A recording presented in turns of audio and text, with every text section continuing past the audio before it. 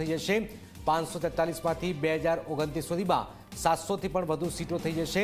લોકસભાની આવનારી ટર્મમાં બહેનોનું પ્રતિનિધિત્વ વધી જશે। CR પાટીલે વાત કરી છે।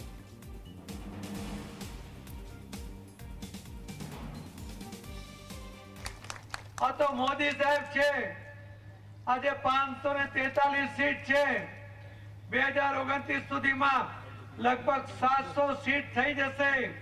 ત્યારે એમાં લગભગ 250 થી વધુ આ દેશની બહેનો સાંસદ બનીને એમાં બિરાજવાની છે। આજે લગભગ સૌથી વધારે 84 જેટલી બહેનો લોકસભામાં સભ્ય બની હતી। આજે જ્યારે 250 થી વધુ બહેનો ત્યારે બહેનોના અધિકારની વાત કરવા માટે લોકસભામાં એ સભ્યપદ મેળવીને એ અવાજ ઉઠાવશે ત્યારે બહેનોને વધુ અધિકાર મળવાના છે। જૂનાગઢના વંથલીમાં મનસુખ